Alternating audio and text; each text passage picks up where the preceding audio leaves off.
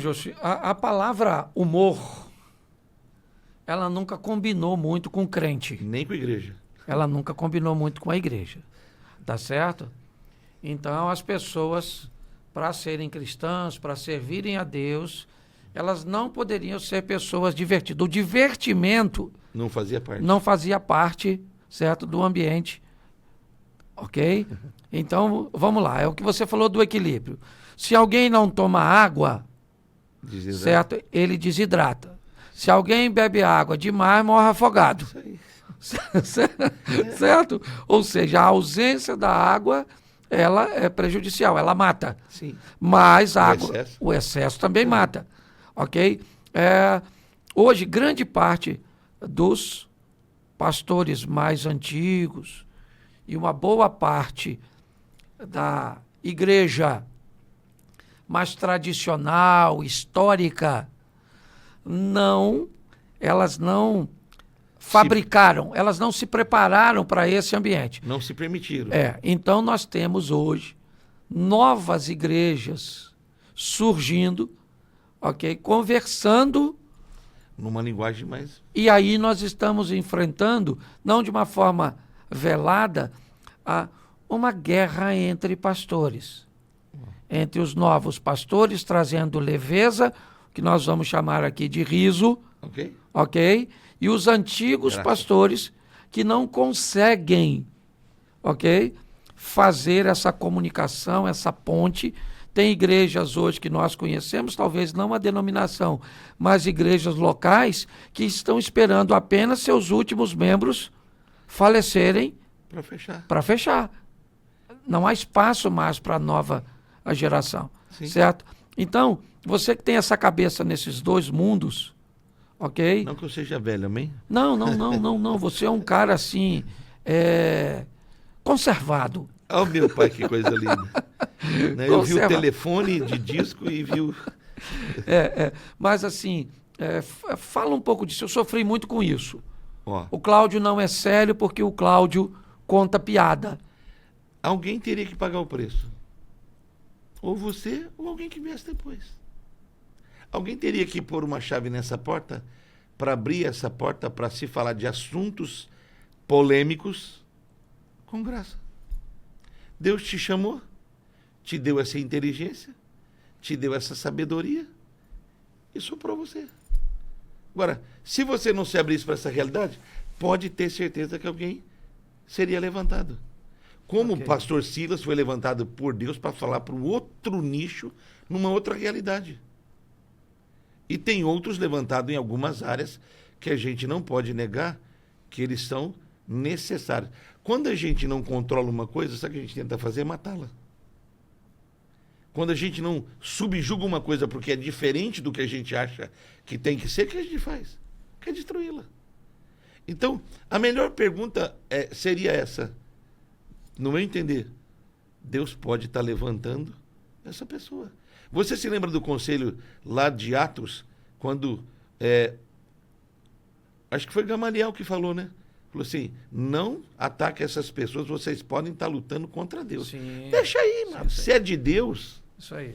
Pô, eu chego na Disneylândia, Disney World, um parque tomado de evangélicos, e no final do dia, uma cruzada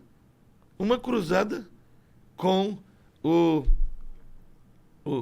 esqueci o nome do evangelista, que fez uma cruzada na Disney, com música, com pregação, e depois soltou fogos. Eu falei, amado, nós precisamos abrir a nossa cabeça. E você veio com a sua mensagem. O que mudou da sua mensagem? Mudou sua teologia? Não. Mudou seu caráter? Não. Você só agregou a realidade do que está escrito, a beleza de uma interpretação que tem o que a gente chama de riso ou humor. Mas você não deixou de pregar nenhuma verdade, nenhum embasamento desestruturado teologicamente, espiritualmente. Não. Você só abriu a porta do coração das pessoas que não se abririam para um cara que não tem essa graça que Deus te deu. E a gente precisa entender que isso destravou muitas realidades. O que eu acho que é grande e perigoso é o que você falou. Muita água ou pouca água. Muito sal ou pouco sal. Porque eu vejo você pregar coisas sérias e estabelecer humor. Eu vejo, por exemplo, uma vez você pregou na nossa igreja, não sei se vai lembrar, parou a cidade de Campinas, lá na Família da Fé, e você veio daquela entrevista da rádio, e eu falei para você, não fala que você está aqui. No final, falou, hoje eu estou com o José. Aí todo mundo foi lá, travou o trânsito, teve que chegar a pé. Aí o culto era às 8, tivemos que começar o culto às 7.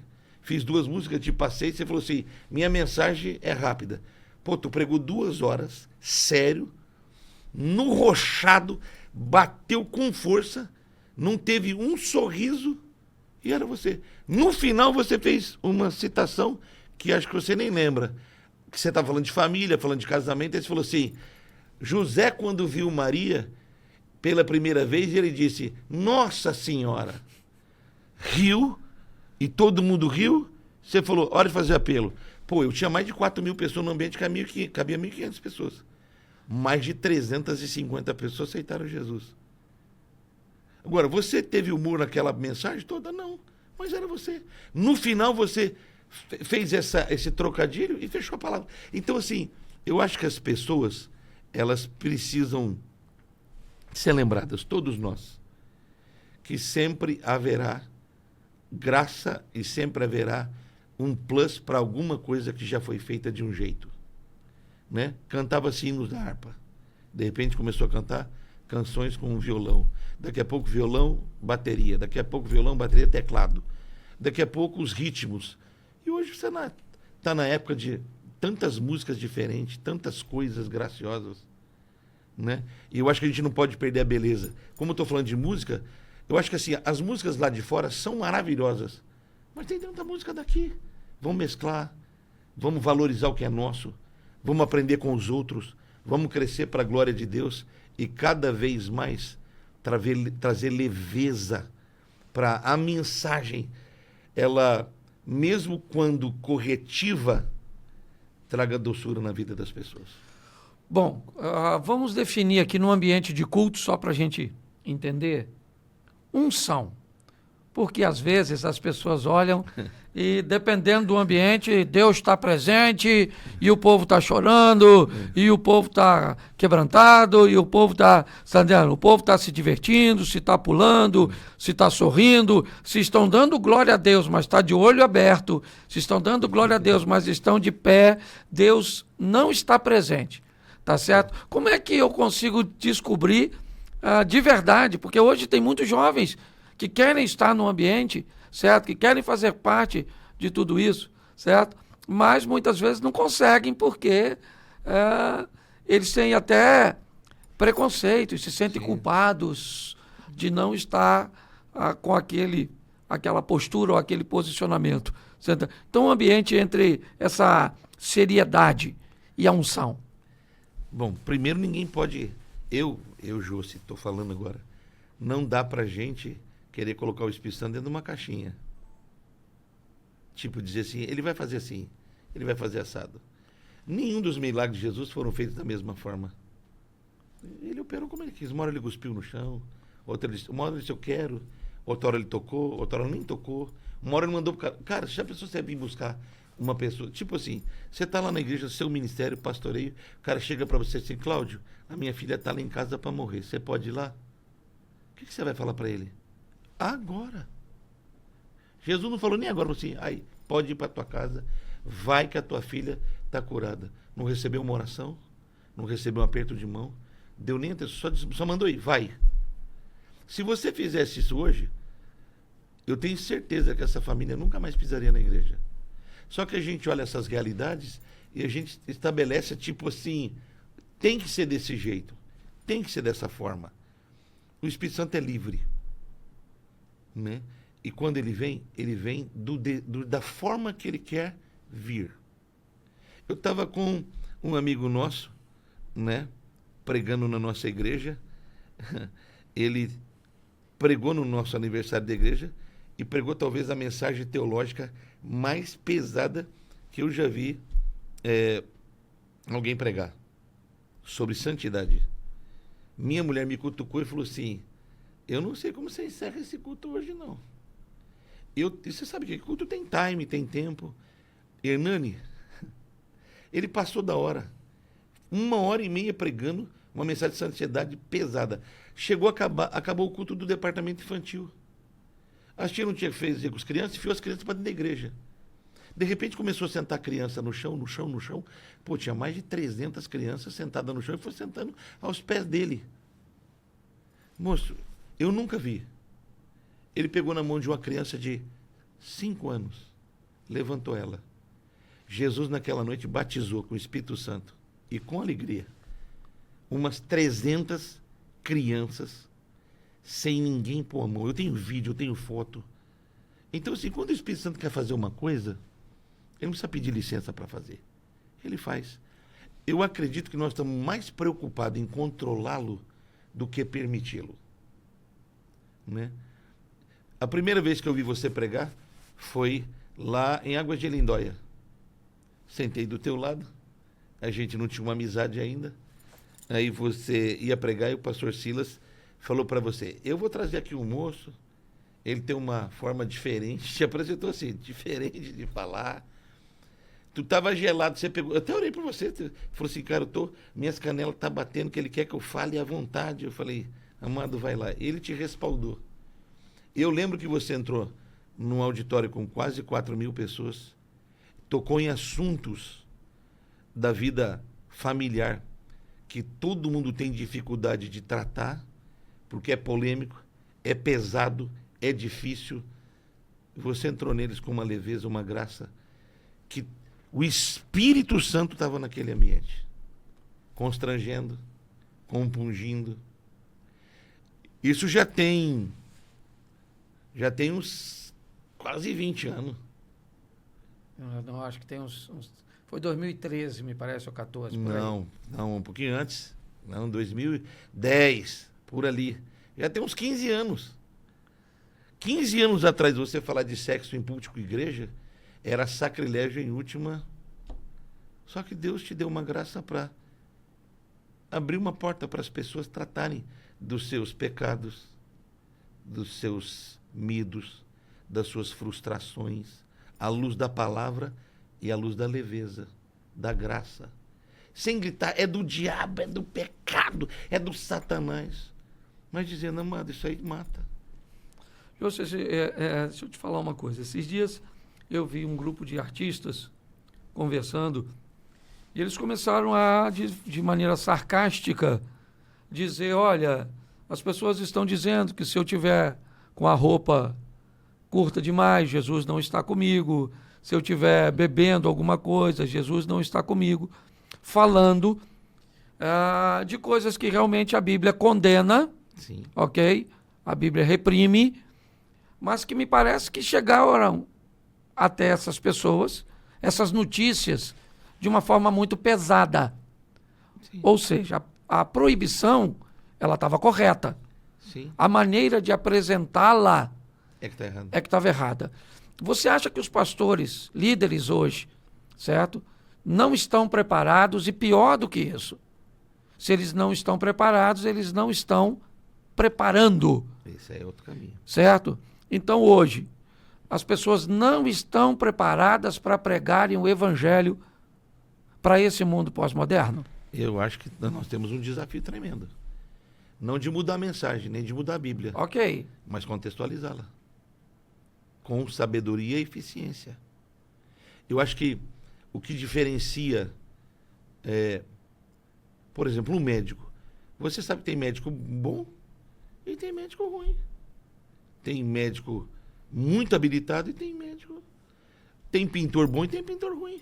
Tem jogador bom e tem jogador ruim. O que é que diferencia? É como eu embalo o processo. É como eu entrego. Você vai tomar café numa padaria e o cara vai te entregar uma xicrinha com café. Só que você vai em outro lugar, o cara vai te dar um pires, a xícara, uma massinha, um chocolate, um creme. E ainda vai te dizer, eu preparei esse café para você jamais esquecer. O que mudou? A maneira como ele entregou. Então, Veja, eu acho que ninguém se permitiria ser tratado de um câncer por um médico que dissesse assim, leva para casa essas 2 aspirinas, porque vai resolver. Você fala, mano, esse cara é louco. Então, ele pode ter o título, mas pode não ter a compreensão da necessidade. Então, quando eu vou cuidar da minha vida, porque as pessoas têm um hábito de cuidar assim, ó, eu vou cuidar da minha vida profissional, vou cuidar da minha vida familiar. Só que quando vai falar da vida espiritual, as pessoas tocam, aceitam, se permitem, não conferem. Né? E Paulo deu um conselho uma certa vez, falou assim, olha, confira as escrituras, confira a verdade e veja de verdade se o que está sendo dito condiz e bate. Eu posso dizer para uma pessoa que a forma como ela está se comportando com a roupa ou com o estilo de atitude que não condiz, porque a Bíblia fala tudo me é lícito, mas nem tudo convém. Sim. Então, eu não precisei dizer para minha filha que a roupa que ela está usando é uma roupa que não é boa. Ela olhou e falou assim, essa roupa não cabe em mim. Porque ela foi vendo na nossa vida, no nosso testemunho, nas nossas posturas, que aquilo não condizia com a mulher que ela é. Porque ela é uma mulher. E a pergunta que ela se fez é, eu quero ser vista ou quero ser desejada? Eu vi uma moça dizer algo que me chamou muita atenção. Se você não quer vender, não coloque na prateleira. É isso aí. Pô, isso é de uma ciência de botequim poderosa, mas é verdade. Né? Opa. Se não quer vender, não coloca na prateleira. Então, cara, eu falo para os jovens lá da igreja, prego muito para minha garotada, a garotada da igreja, eles não me chamam nem de pastor, me chamam de pai, porque a maioria não tem pai. Ou é filho de pai ausente, ou é filho de pai separado. Então, a presença pastoral hoje na vida dos meninos, eu estou casando a maioria deles, me chamam de pai. Eu tenho ensinado as meninas que elas não são maçaneta, que qualquer impõe a mão, ela tem que se valorizar. E quando ela começa a se valorizar? Quando ela sabe quem ela é. Então, eu não preciso dizer, essa saia não é legal, essa blusa não é legal, está mostrando seus seios. Elas vão entendendo que ela não é um objeto só de desejo. Ela é uma pessoa que tem um destino profético, que tem uma história, que carrega uma coisa linda que Deus quer fazer na vida dela. Então, assim, só que quando você fala isso brincando, e você usa isso, né? Por exemplo, eu cito uma coisa que você brinca sobre namoro pentecostal. Então, quando eu vou pregar para a garotada, eu não prego como prego um domingo à noite. Falei, pô, não dá para ter namoro pentecostal. Imposição, né, de mão, confusão de língua, libertação de peças. Pô, tu tem que ter um namoro gracioso. Então, assim, você vai usando essas ferramentas do humor, da alegria, da leveza, para entrar na cabeça do garoto e mostrar para ele o valor da vida, o valor de um relacionamento, o valor de uma mulher, o valor de um filho. Quando você valoriza isso, e aí o que você valorizar é honra, né? Isso fica em destaque, isso cresce, isso traz um peso. Então, um pai falou para a filha lá, ela falou, meu pai não vai vir no meu casamento. Eu falei, por quê? Porque eu não quero ter bebida no meu casamento. O que eu faço, pastor? Eu falei assim, fala para o seu pai, pai, não precisa ir no meu casamento.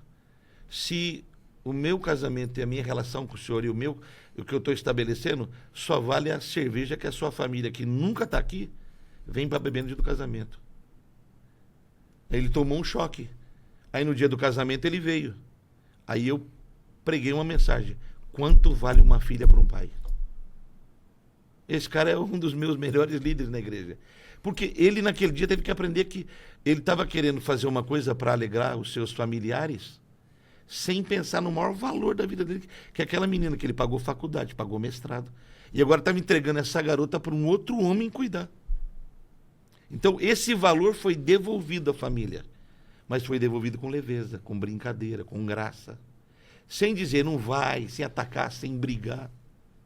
Né? Então, eu penso que quando a gente, como pastor, como líder, como pais, a gente não gera nos nossos filhos essa transmissão de legado, quando a gente não gasta tempo para formar, a gente vai pagar um preço terrível, porque uma pessoa desinformada é uma pessoa desqualificada. E ninguém dá o que não tem. É um dito popular, mas é verdade. Se você entrega para o seu filho, ele vai entregar. Se você dá para o seu filho, ele vai dar. Se você valoriza a sua mulher, ele vai valorizar dele. Porque é pelo exemplo que as coisas são formadas, né? Então, uma coisa que a minha mãe fez comigo, com ele e com o Alex, e a minha sogra fez com o Marcelo e com a Roberta, tempo de mesa. Ninguém na casa da minha sogra entrava, porque a minha sogra veio a falecer, mas ninguém ia para casa dela levando o celular para dentro. Ela que fez uma caixinha, igual aquela de colocar controle, você era obrigado a pôr o celular na porta, largar o celular na porta, para ter tempo de mesa, para olhar no olho, para conversar.